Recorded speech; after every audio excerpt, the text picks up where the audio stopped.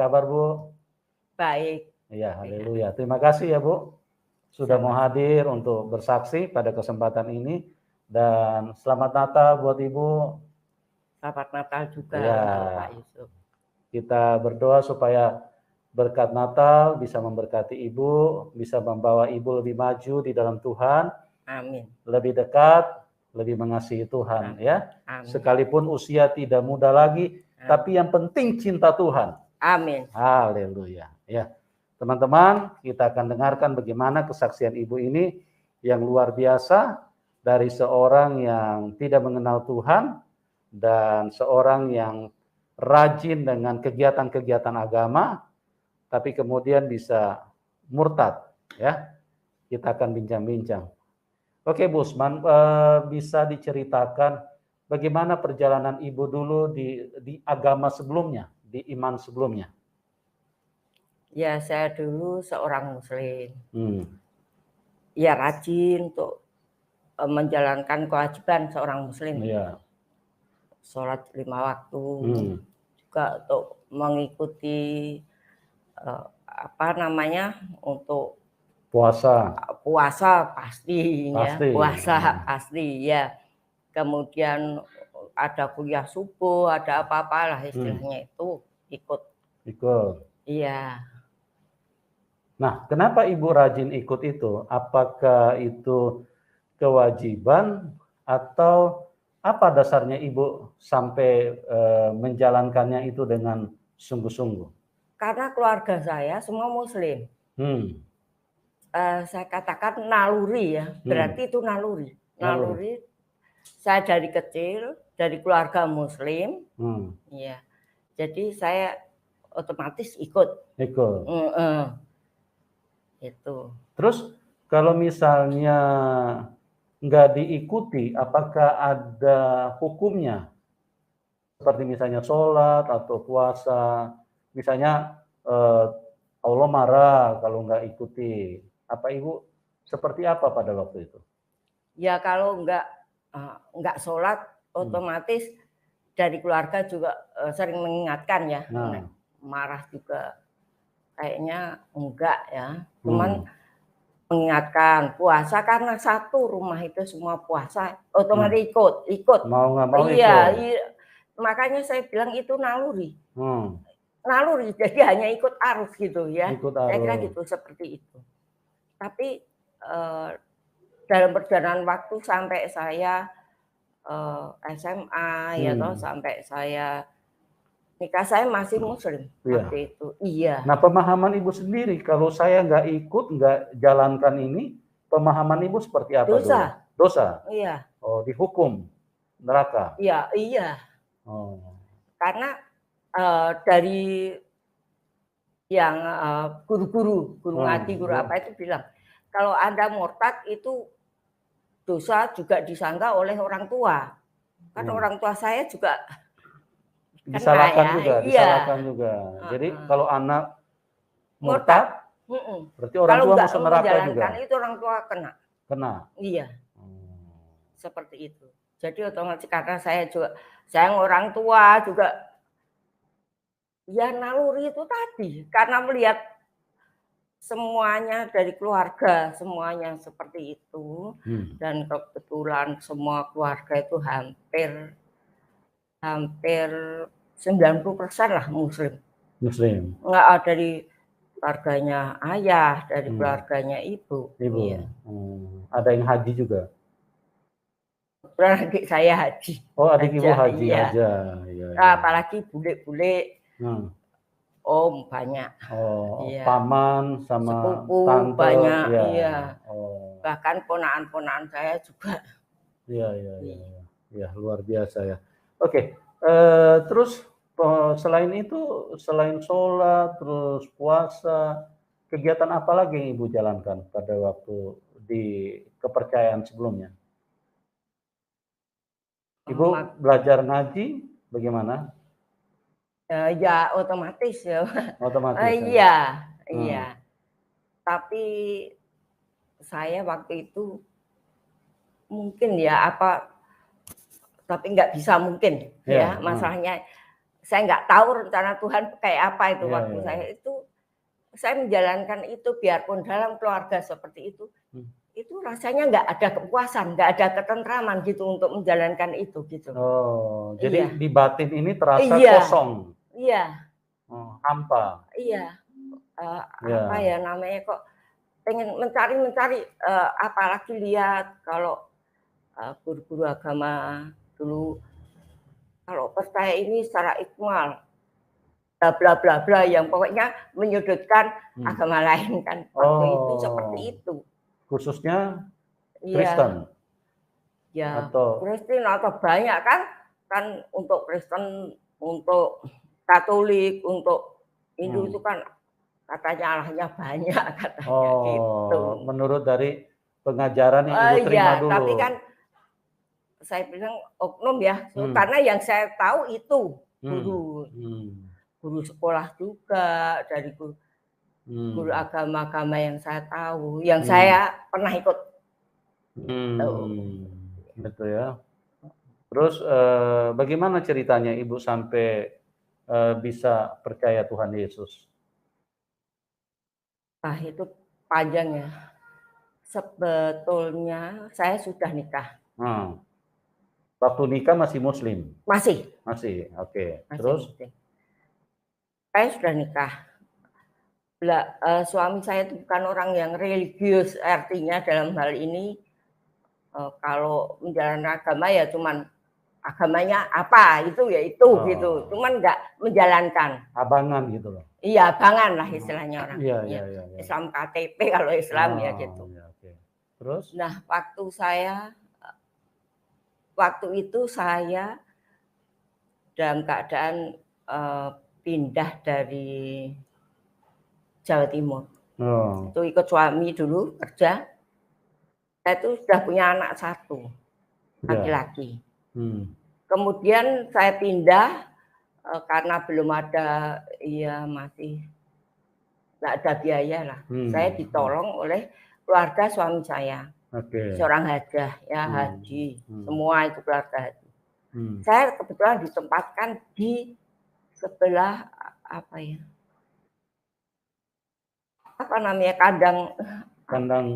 tempat kandang binatang. Iya, tempat kandang sapi. Kerbau. Iya, sapi, kerbau, apalah dia jagal. Karena saudaranya itu jagal. Pemotongan hewan ya? Iya, dia itu jagal. Terus tinggalnya di sebelah kandang hewan. Iya, di lengkong istilahnya apa ya, di singget. Kalau orang Jawa bilang dikasih batas sedikit ya 2 meter lah gitu.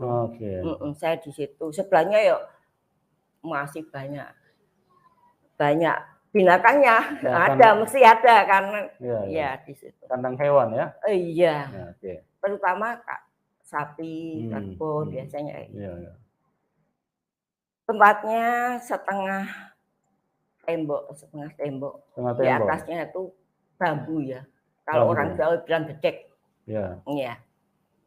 Oh, jadi dindingnya dari bambu ya? Iya. Terus setengah tapi ya. Setengah ini. Iya, untuk tidak full. Iya, karena untuk batas ya, biar dari kandang tapi kan tetap sebelahnya. Nah, itu pada waktu saya belum hamil anak kedua.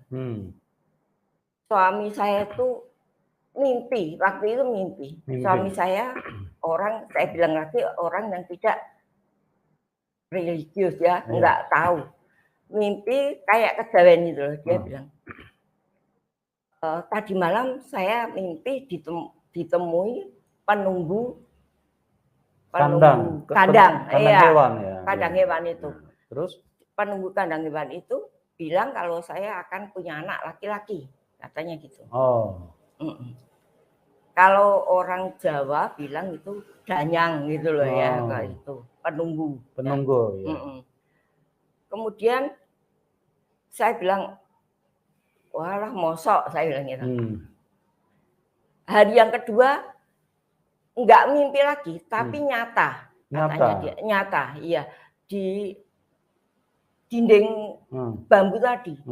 di situ terlihat sekali orangnya kalau dia bilang suami saya bilang pakai daster panjang putih. Pakai jubah. Ya itu, tapi dia nggak ngarani jubah, nggak. Oh iya, tapi bilang iya pakaiannya panjang gitu, putih katanya gitu. Orangnya ganteng katanya, bagus banget gitu. Bersinar katanya gitu. Bercahaya. Gitu. Oh iya, gitu. Terus di kepalanya itu ada lingkarannya. Mahkota. Ada ininya, mahkota. Pokoknya ada lingkarannya di atasnya, nggak nempel di kepala, nggak katanya. Di atas tuh bunder gini, ada sinarnya. Wah, danyanya hebat katanya gitu. Bilang lagi kalau aku mau punya anak laki-laki. Saya padahal belum tiba masanya saya menstruasi. Iya, belum. Ya. Setelah beberapa hari waktu pas tanggal menstruasi saya nggak menstruasi. 3 hari kemudian saya periksa kan. Waktu itu belum ada tes pack, saya periksanya di Puskesmas Halmahera itu waktu itu. Iya. Waktu itu dinyatakan saya positif hamil. Karena bilang penunggu tadi bilang katanya saya mau punya anak laki-laki. Saya sholat, saya minta pada Tuhan, ya toh, biar diberi anak perempuan gitu ya. Saya menjalankan sholat ya. Kemudian setelah berapa waktu ternyata benar anak saya laki-laki. Sudah setelah itu selesai, nggak ada pembicaraan lagi. Iya. Tergenapi, terbukti bahwa apa yang disampaikan. Terbukti. Hanya itu. Berarti kan hebat. Udah lupa. Nah setelah saya pindah ke Semarang, pindah ya. Dari itu waktu itu perjalanan saya pindah ke Jogja dulu. Saya pindah ke Jogja, beberapa tahun di sana, kemudian saya kembali lagi ke Semarang. Itu saya pindah di dekat sini, maksudnya dekat. Anak saya tadi yang lahir laki-laki tadi, itu sudah kelas 4 SD. Yang lahir tadi. Iya, yang tadi katanya. Dinubuatkan sama Tuhan, disampaikan. Iya, tadi nggak tahu Tuhan. Belum tahu itu Tuhan. Sama sekali tidak tahu. Suami saya juga nggak tahu. Bilangnya penunggu gitu. Iya. Jadi teman-teman, suami ibu ini pertama mimpi ketemu Tuhan. Cuma waktu itu mereka belum tahu. Karena mereka berlatar belakang dengan iman yang berbeda. Tapi itulah Tuhan Yesus, dia Tuhan yang baik. Dia tidak pilih-pilih apa kepercayaanmu, apa latar belakangmu, dompetmu tebal, atau dompetmu tipis, atau dompet robek, atau dompet kosong. Tuhan tidak peduli. Tuhan tidak pilih-pilih manusia. Dia mengasihi semua manusia.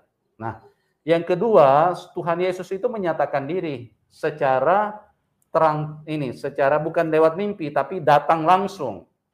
Gitu. Nah, pada waktu itu mereka belum tahu kalau itu adalah Tuhan Yesus. Cuman yang menjadi heran, menjadi hebatnya, kenapa? Karena Tuhan Yesus berbicara, nanti aku akan memberikan anak laki-laki. Kamu akan hamil lagi dan melahirkan anak laki-laki. Begitu teman-teman. Oke, lanjut. Iya. Kemudian anak saya kelas 4 ya, sudah pindah di sini. Itu dia dengan kakaknya, itu dia ikut pelajaran. Katekisasi. Iya, ikut pelajaran sendiri ya, karena kita orang tua tuh nggak begitu, apalagi ayahnya. Jadi saya daripada dia nggak mau sholat, nggak mau apa-apa, lebih baik monggo, saya bilang gitu, nggak apa-apa. Dia minta izin saya, tapi setelah dia daftar izinnya itu harus ada tanda tangan orang tua. Lingkungan, orang tua lah dia baru bilang. Jadi anak ibu mengikuti pelajaran Kristen itu siapa yang ajak, Bu? Ya saya nggak tahu, nggak tahu sama sekali. Dia sama kakaknya. Berdua? Iya, hanya berdua. Itu terus hujan angin pokoknya jalan, dia jalan nggak pakai uang, nggak Pak. pokoknya dia jalan pokoknya. Pergi belajar. Untuk belajar Alkitab. Iya. Oke. Nah, pada suatu ketika dia pulang, itu dari buku pelajarannya itu diberi selipan pembatas. Iya, pembatas itu. Nah, kemudian waktu dia pulang tuh jatuh pembatas itu. Dengan bertepatan ayahnya pulang. Oh, ayahnya pulang masuk juga. Iya, masuk rumah pokoknya. Terus? Nah, itu ini apa bilang itu diambil. Seketika itu ayahnya tuh bilang, loh, ini orang pakai bahasa Jawa waktu itu ayahnya. Saya bilang, loh, danyanya kandang kebo ki Tuhan Yesus podo mbek iki, Bu. Dia bilang gitu. Luar biasa. Itu setelah beberapa tahun, Pak, hampir 10 tahun kan. Iya, karena dia kan sudah istilahnya sudah remaja ya. Iya, sudah kelas 4 SD, tadinya belum lahir. Tuhan Yesus dahsyat. Oke, terus Bu. Makanya kenapa tiba-tiba dengan begitu kok ingat langsung, padahal nggak pernah bicara apa-apa. Tapi begitu lihat foto pembatas bilang, itu langsung. Danyanya Tuhan, danyanya kandang kebo itu ternyata Tuhan Yesus. Sama Bu, sama dengan ini danyanya yang dulu nemoni saya. Dia bilang gitu. Jadi yang dianggap penunggu. Iya. Penunggu kandang itu ternyata ini gambarnya nih sama. Iya. Luar biasa. Dahsyat sekali Tuhan Yesus. Oke Bu, bagaimana kelanjutannya? Iya. Setelah itu anak saya udah dibaptis, ayahnya masih seperti itu. Tapi dalam keseharian anak saya 2 itu aktif ya untuk doa, aktif. Pokoknya saya anaknya Tuhan Yesus, saya anaknya Tuhan gitu. Loh, jadi, Ibu marah nggak kalau anaknya bilang saya anak Tuhan Yesus? Ya itu Pak. Makanya kenapa saya tuh seperti waktu itu hati saya kok lemah gitu loh. Lemah? Iya, saya lemah, malah bahagia gitu. Jadi ada ketenangan.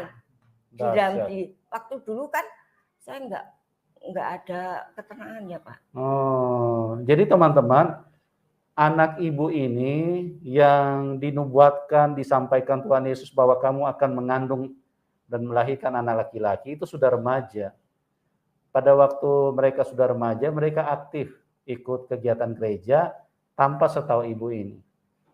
Nah, setelah Ibu ini mengetahui bahwa anak 2 ini, anak yang pertama dan yang kedua, aktif di dalam gereja, dalam pelajaran-pelajaran katekisasi kerohanian, Ibu ini justru melemah hatinya.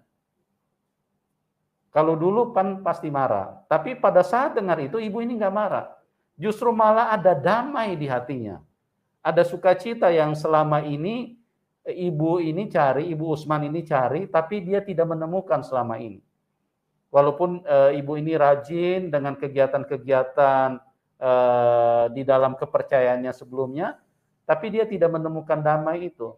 Nah, pada waktu dia mendengar anaknya yang selalu mengatakan, saya anak Tuhan Yesus, maka Ibu ini merasakan damai yang luar biasa. Seperti itu ya, Bu? Iya. Ya. Oke, lanjutin, Bu. Iya.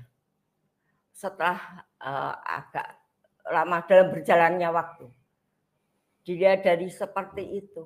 Kemudian ayahnya, malah ayahnya kok tergerak gitu, Pak. Tergerak untuk? Iya, tergerak untuk ikut Tuhan Yesus. Oh, dahsyat sekali. Padahal ayahnya tuh ya seperti tadi saya ngomong, nggak pernah namanya agamis tuh enggak lah. Acu tak acu lah ya. Iya, benar. Enggak mau urusan begitu-begituan ya. Iya. Oke. Tapi setelah lihat anaknya 2, iya. Dan itu teman-temannya gitu. Loh, itu anaknya Usman toh katanya gitu. Kok iso ya? Bapak Ewe kayak mau ke anaknya senang gereja terus aktif di gereja begitu. Itu mungkin dengar dari teman-temannya itu ada rasa mungkin Tuhan Yesus sudah membuka hatinya. Iya. Gitu. Saya percaya karena bukan saya mencari Tuhan, ternyata Tuhan itu mencari orang yang sesat seperti saya. Betul sekali. Makanya teman-teman, ini firman Tuhan nggak bisa dibantah. Yohanes 15 ayat 16, bukan kamu yang memilih aku, tapi aku yang memilih kamu. Ibu ini tidak pernah memilih Tuhan Yesus. Ibu ini di dalam imannya sebelumnya, ibu ini fanatik.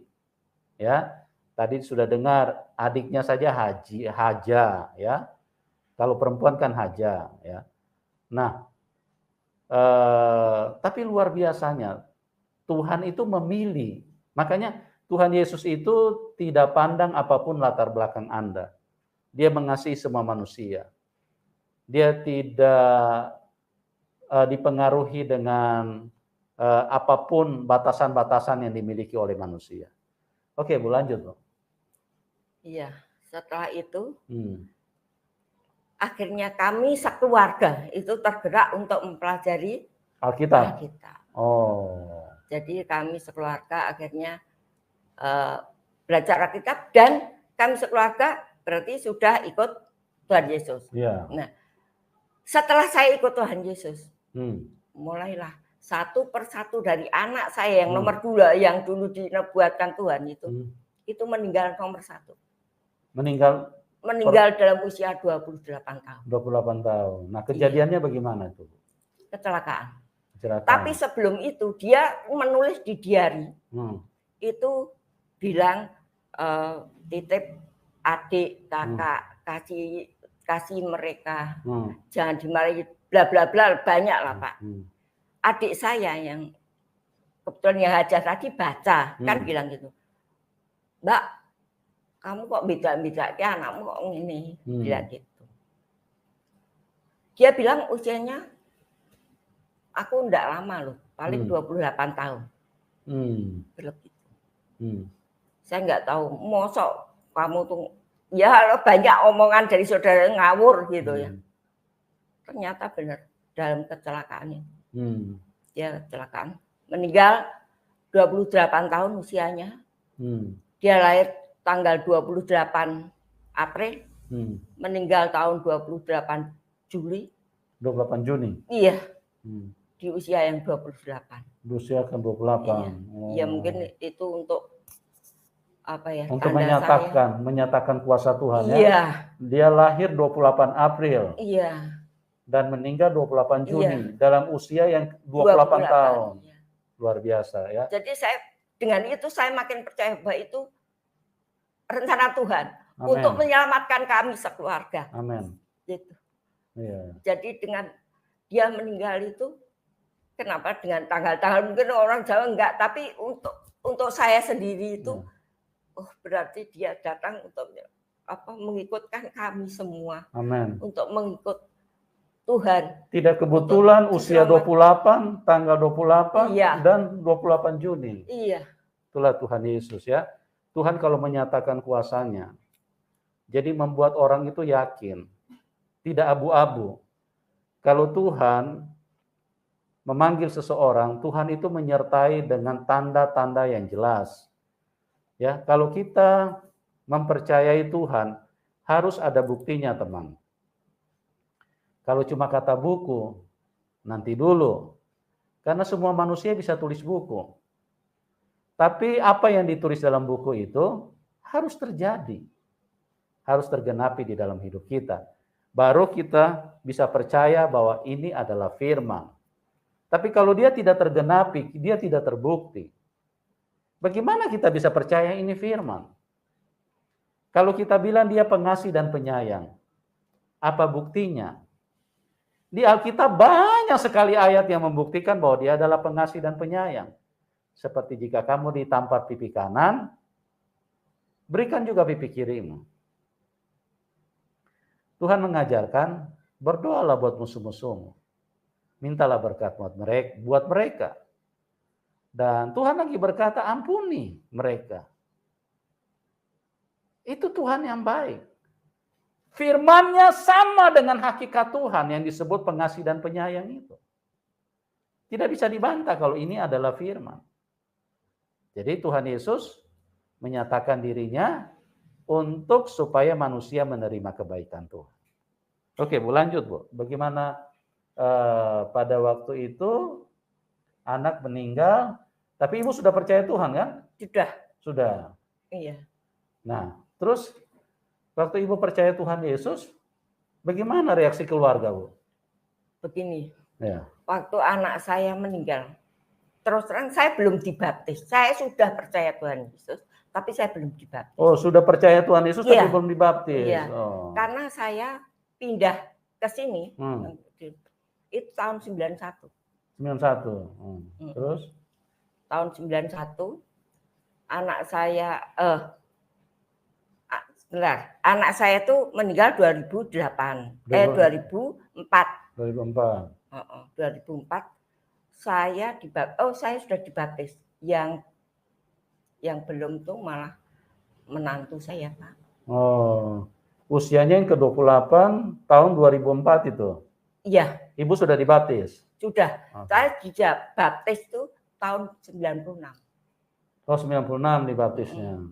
Saya pertama pindah sini belum tahu saya harus kemana gereja, kan di sini kebetulan semua tuh banyak yang seagama dengan saya dulu. Oh, gitu. Iya. Tapi ada tetangga yang mengajak saya, coba ke gereja sini. Oke. Ikut saya. Terus? Iya. Karena saya rindu, saya dengan anak-anak saya yang seperti itu. Mengapa saya enggak anak saya saja seperti itu gitu loh. Anak yang dua itu. Iya.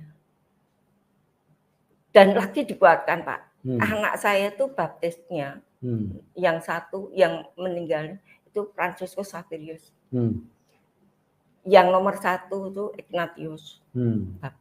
Nah itu saya baca di itu, kebetulan ada yang bawakan, katanya itu juga 2 sahabatan tapi meninggalnya 1 juga karena sakit ya. Ya. Anak saya kok rencana Tuhan seperti itu. Untuk saya, untuk menyelamatkan saya, dia mengirim anak saya kemudian mengambilnya kembali kan gitu. Amin. Ya.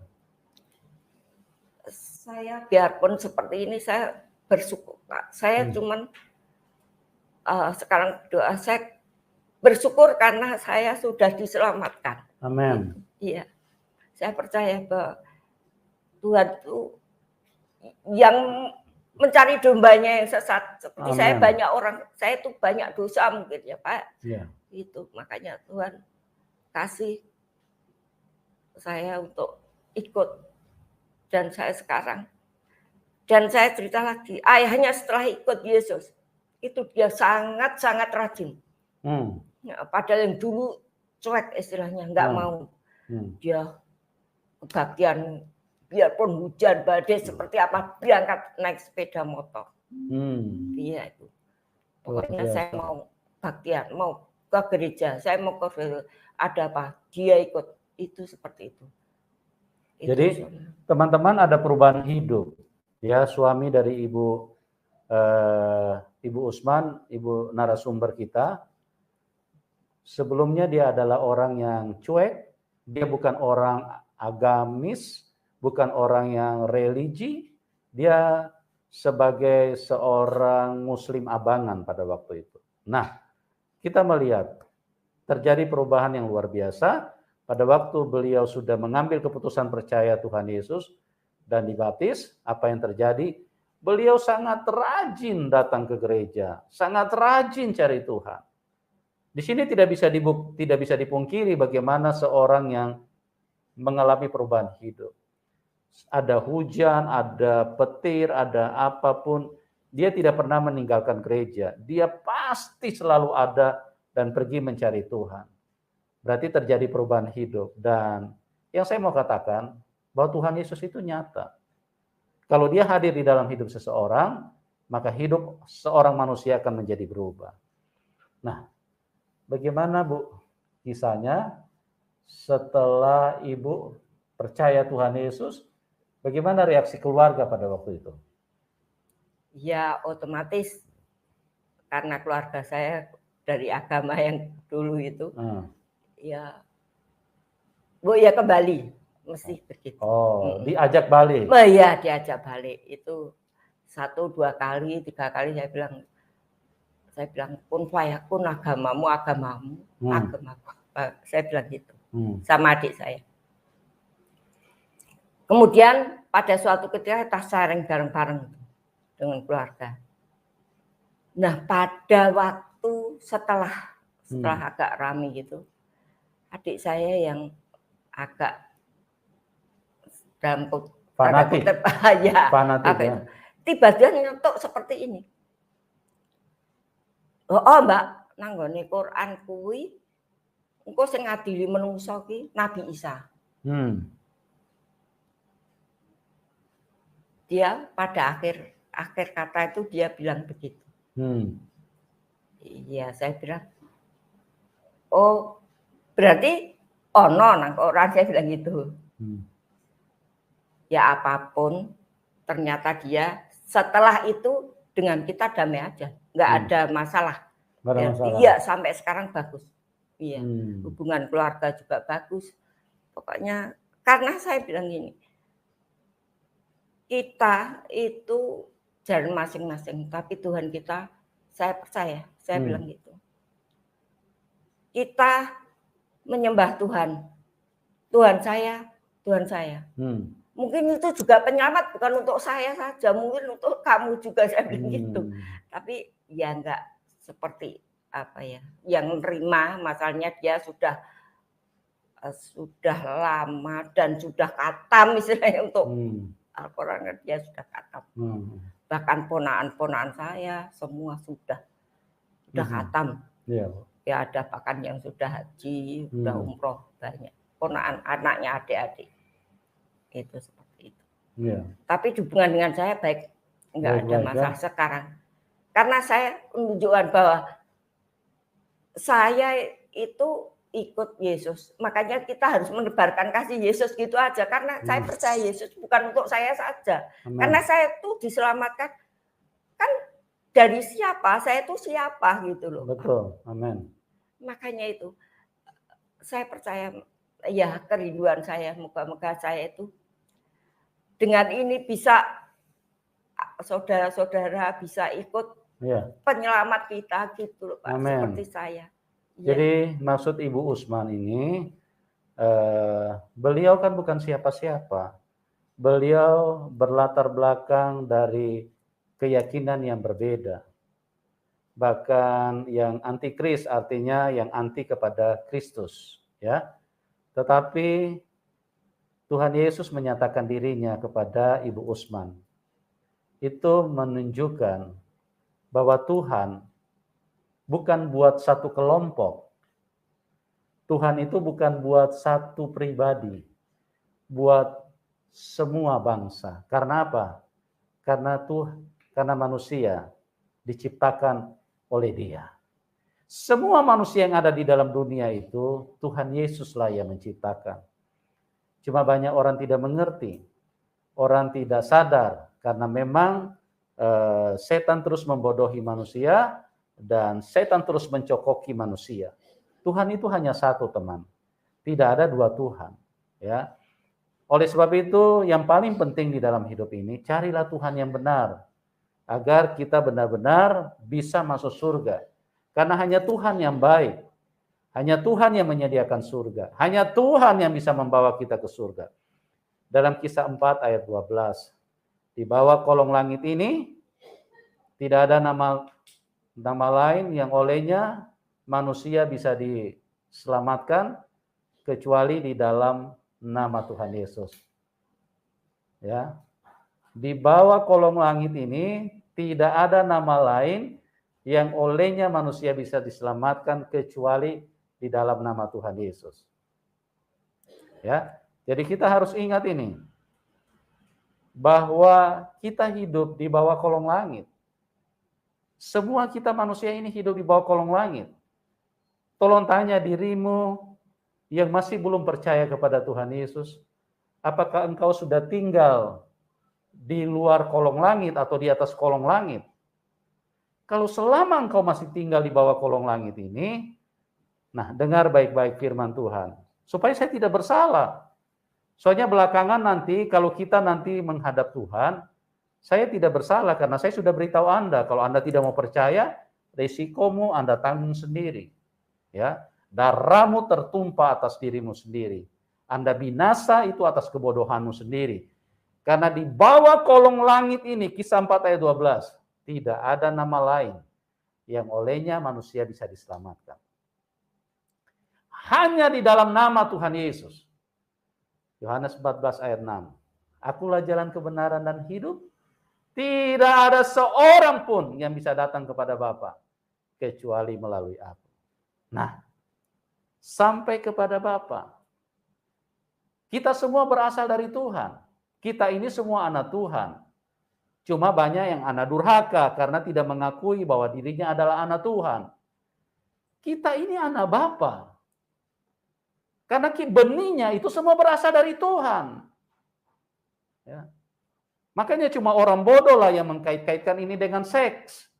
Ya, kapan Tuhan kawinnya? Kapan Tuhan berhubungan seksnya? Tuhan itu tidak pernah seperti manusia.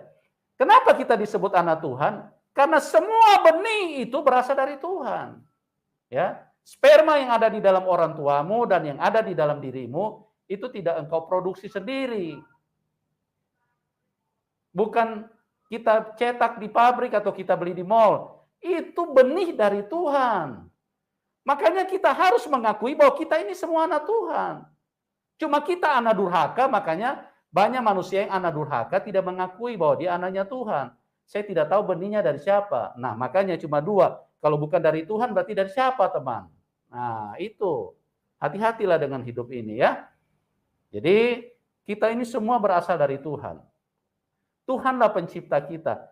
Maka tidak salah kalau kita disebut anak Tuhan. Gitu. Saya punya anak. Kenapa dikatakan anak saya? Karena benihnya dari saya. Ya, bukan seksnya yang dibicarakan di situ, tapi benihnya dari saya. Makanya disebut anak saya. Begitu. Kalau kita semua manusia, benihnya berasal dari Tuhan. Oke, Bu. Mungkin Ibu bisa ceritakan sedikit mujizat-mujizat apa yang Ibu alami setelah percaya Tuhan Yesus. Kan pasti banyak mujizat yang terjadi yang membuktikan bahwa Tuhan Yesus itu adalah Tuhan.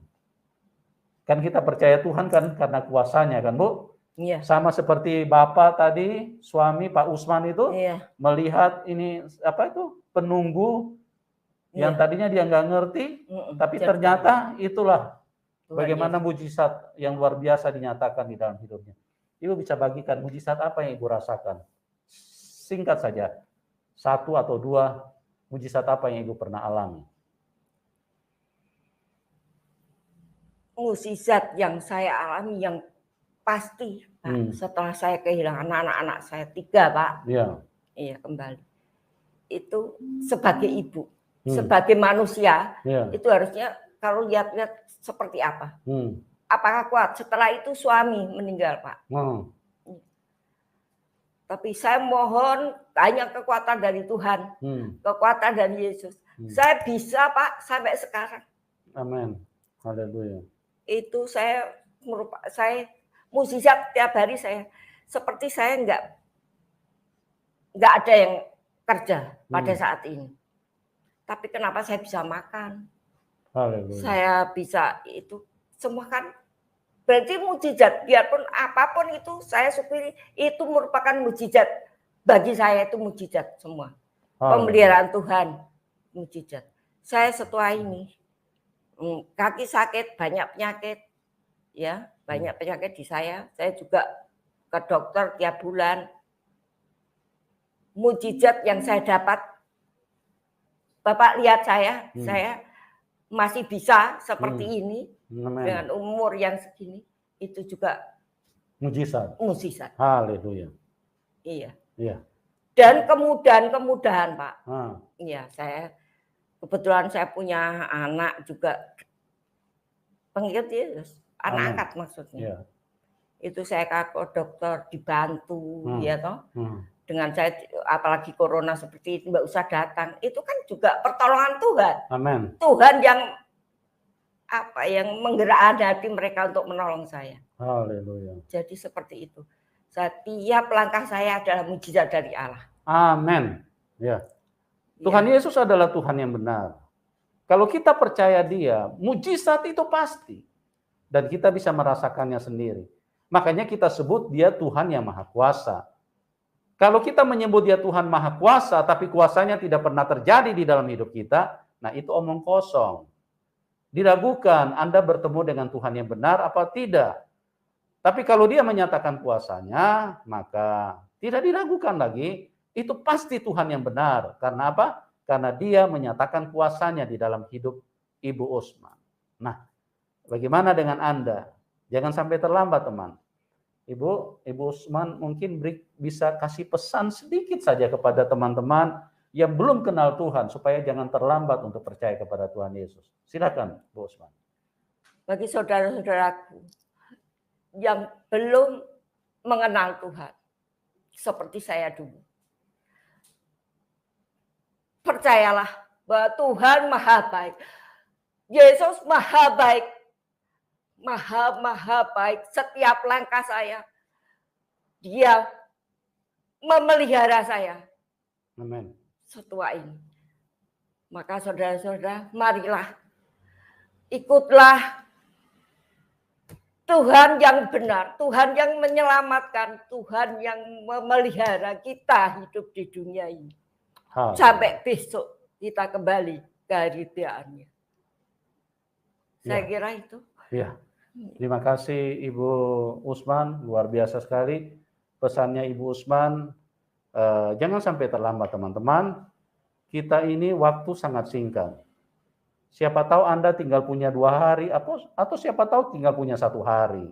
Ya, sadar-sadar dirilah. Karena semua kita ini akan mati. Nah, kalau Anda mati tapi di luar Tuhan, setan langsung terkam dan dibawa ke alam maut gitu loh. Jangan sampai terlambat. Tapi kalau kita di dalam Tuhan Yesus, kita tidak mengalami kematian, kita cuma pindah tempat, meninggalkan tubuh yang hina ini, terus kemudian dibawa untuk masuk dalam kemuliaan, berjumpa dengan Bapa kita, Raja yang baik, Tuhan yang baik, Tuhan yang mengasihi hidup kita. Jangan sampai terlambat, ya. Dan bagi Bapak Ibu yang diberkati, yang mau dukung Ibu narasumber, Ibu Usman, bisa berikan dukungannya di layar deskripsi. Nanti kami akan cantumkan dukungan buat Ibu narasumber. Oke, Ibu Usman, terima kasih buat kesaksiannya yang luar biasa. Kami berdoa buat Ibu, tetap semangat. Amin. Sekalipun suami, anak sudah dipanggil Tuhan, tapi Tuhan Yesus bersama Ibu. Amin, amin. Haleluya. Ya, ya. Tuhan Yesus yang menopang, yang menyertai Ibu. Iya. Amin. Iya. Oke, teman-teman, bagi Anda semua yang sudah bersama-sama kami berdoa buat Anda semua. Kami mengasihi setiap kita, siapapun Anda, kami mengasihi. Kami berdoa kiranya kemurahan Tuhan turun di dalam hidup kita semua dan memberkati dan membawa kita kepada kebenaran, kepada keselamatan yang disediakan oleh Tuhan Yesus. Terima kasih buat semuanya. Tuhan Yesus memberkati. Sampai berjumpa di program selanjutnya dan salam kemenangan. Haleluya.